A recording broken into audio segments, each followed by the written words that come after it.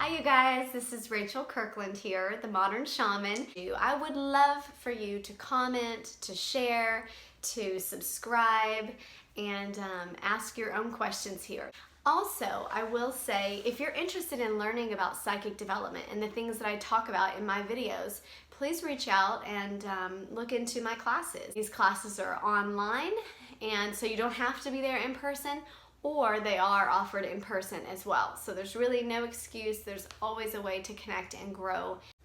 Also, last thing before I jump into the question, if you're interested in sitting with me one-on-one and scheduling a session for traditional psychic connection or shamanic healing work, please reach out to me. I do this full-time, and I always have sessions available online through Skype, phone sessions, as well as in person here in the San Antonio, Texas office, and in the location in Santa Monica, California.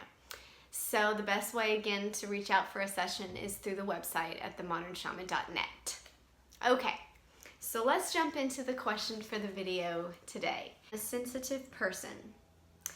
So I often feel bruised by everyday life arguments with my husband, etc. I sometimes feel that I should develop a thicker skin, but I feel at the same time it's that sensitivity that allows me to develop my clair senses, my psychic senses. So how do I reconcile those two things? So feeling like you should develop a thicker skin to the energy that's coming at you from others, but at the same time wanting to be sensitive to that because it helps you develop your psychic gifts. Good question. Okay. This form of energetic boundaries is really important to develop and strengthen, especially if you are clairsentient. A lot of clairsentient people that have this psychic gift are considered empathic, picking up on other people's emotions, or what's called in the psychiatric community a highly sensitive person, okay? And they are picking up on non-physical energy and receiving it in large amounts and having to interpret the energy of what's going on at the same time where they're receiving the words that are coming out from a person. There's a lot more layers when you're clairsentient to picking up information. And if you are highly clairsentient, it's important to have a sense of boundaries, to know how to structure those.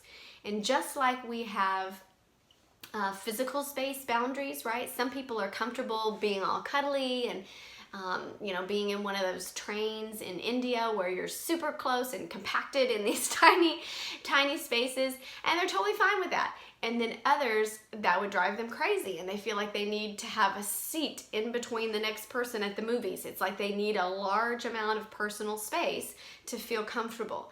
These are boundaries that we've kind of developed and we grow into through life, discovering what we're comfortable with. Some people love to hug, some people don't.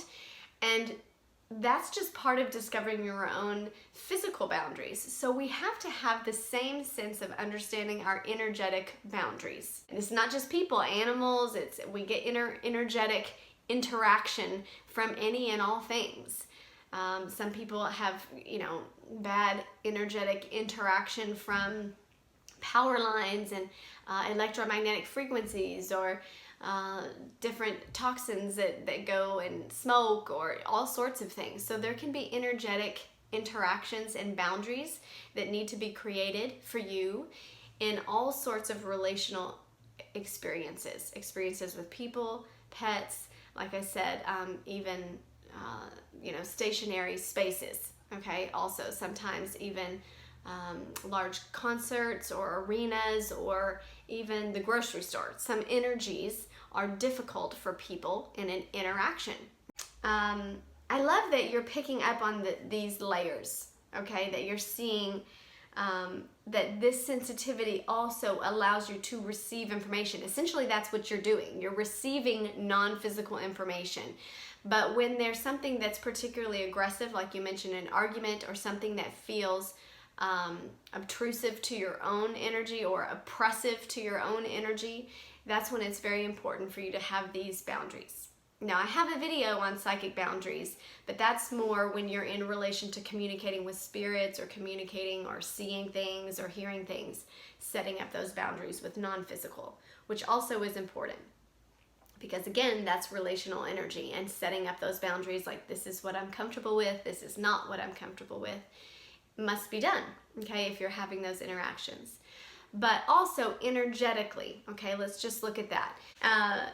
All right, so first let's talk about some steps for psychic protection energetically, okay? When you're interacting with another, let's just say human being, I'm going to use your example of an argument, okay, with a person.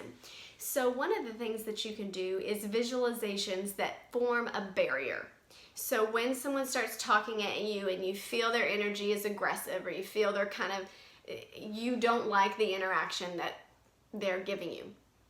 Okay, in that moment, you can visualize like a plexiglass door, a sliding glass door, a window. You can visualize a barrier, a physical barrier between the two of you. So you can still interact, you can still hear them, but you want to, and you have to practice this. You just simply visualize that barrier closing, and with the intention that that barrier is now holding you safe from any energy that that person may be projecting at you. Okay, so you create the visual, and that visual is associated with protection. So you tell yourself, all right, I'm protecting myself now. I'm shutting this window. I'm shutting this door. It still may be a plexiglass window or what have you. And so I'm able to interact, but I'm not taking on the energy that's associated with this interaction. Okay, I'm hearing it, I'm responding, but I'm shutting myself off from the energetic weight of this conversation. Okay? So you can use visuals. Now, if you're not really drawn to visuals, you can also kind of, it's funny, I always think about that kids, like, I don't even know, I guess it's like a little kid saying that I'm rubber and you're glue, whatever you say bounces off of me and sticks to you.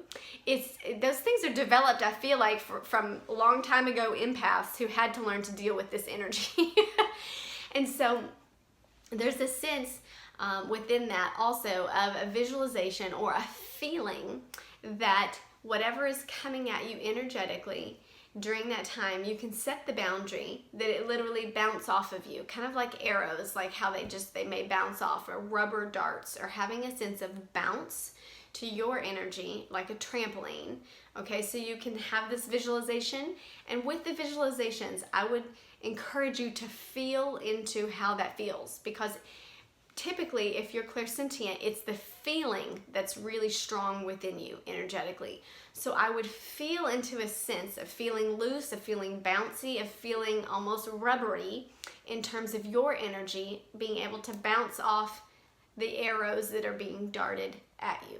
Okay, so you can have the visualization of a trampoline, or of being rubbery, or of having a substance that feels like it can't stick, things fall off of you, or that the darts just fall down. There's no sense of connection. You're not magnetic, just like when people try to stick things on a refrigerator that's not magnetic, as if you can also do that visualization, as if things can't stick, they just fall off. Okay, so those are visuals that you can do during that time, or involved in that interaction, that kind of stop the energy from hitting you. Now you have to stay in that space of holding that visualization, holding that awareness of, I'm still in this moment, but I'm actually letting the energy drop off of me. Okay, now if in that moment you feel like you are absorbing some of it, the second kind of step to that, or after that conversation, if you walk away, and it's like when you're in the middle of it, you're almost not even aware that that's happening until you walk away, and then you feel drained, or you feel like the drama gets to you, or you feel guilty, or whatever the negative energy may be absorbed from that interaction, or even just being in the physical space that may feel heavy to you.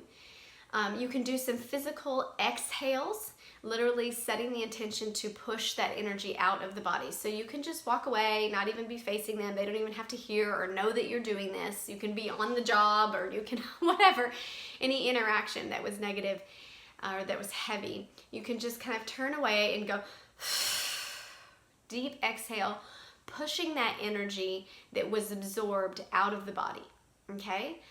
You can even have a sigh with it, a sound that feels restorative to your body. So, and you just create this new pattern of, this is my release pattern. So anything absorbed, you just turn away, exhaling it out. You may have to do a few of those until you feel like you can exhale all the way through the body, especially if you were standing there and your toes were clenched or your body was clenching up and absorbing this energy through tension or through contraction. Then you may need to make sure you loosen the body, loosen the muscles.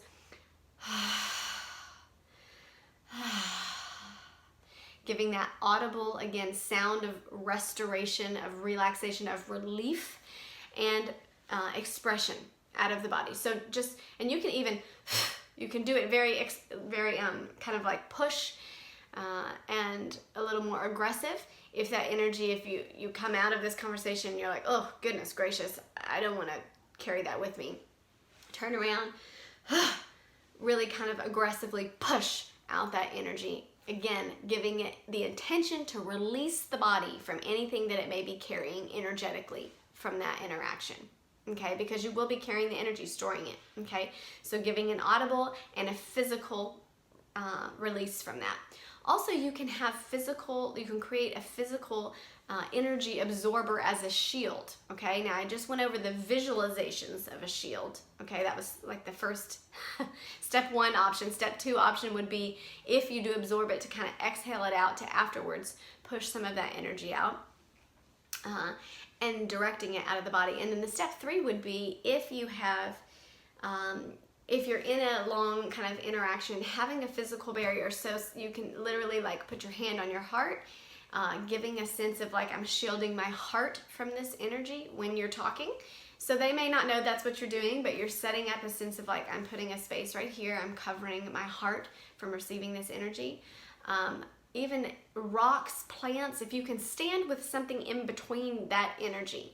But if you can put something physically in between you during that time, it can literally absorb and be a shield to absorb that energy. Now, if it's a living thing, it's even better. A plant, earth, like if there's some soil in between you, or even if you have a stone, a rock, or a stone necklace. Necklaces are great shields for the heart. They shield over the heart chakra, okay? Especially if it is a stone that is an absorber of negative energy. Black kyanite, onyx, black tourmaline, all these black stones that are absorbers of heavy, dense energy. So it literally acts as a physical shield for your body. So if you know, if you're going into an environment, if you've got a tough family dynamic and you're going home for the holidays, you may want to have a physical necklace that has that stone on it, that has a sense of protection over the heart chakra to cover that space for you. Even if, you know, you hide it underneath your clothes, if it doesn't match your outfit or something, that you have a physical barrier. Or that you're standing, like I said, if you're interacting with them, if there's a physical like plant or something in between you to absorb the energy that's coming at you from that interaction, or you know you're going to have an intense conversation with someone, you can set up the environment to where there is a plant. I'm sitting here, there's a plant right there, and then a person right there. So there is kind of this space in between that has to bypass through another living organism that's going to absorb the energy. And then afterwards, or some rocks. Again, black stones that are particularly known for absorbing energy. And then afterwards, you can cleanse those stones, cleanse that plant, put it outside, restore that energy. Those are a few ways that you can literally have some boundaries, but then still feel sensitive, still feel open to receiving the energy, but not carrying the weight of it with you, not carrying the negative aspects of those interactions, okay? Without cutting completely off from the energy interaction of another. All right, love and blessings, you guys.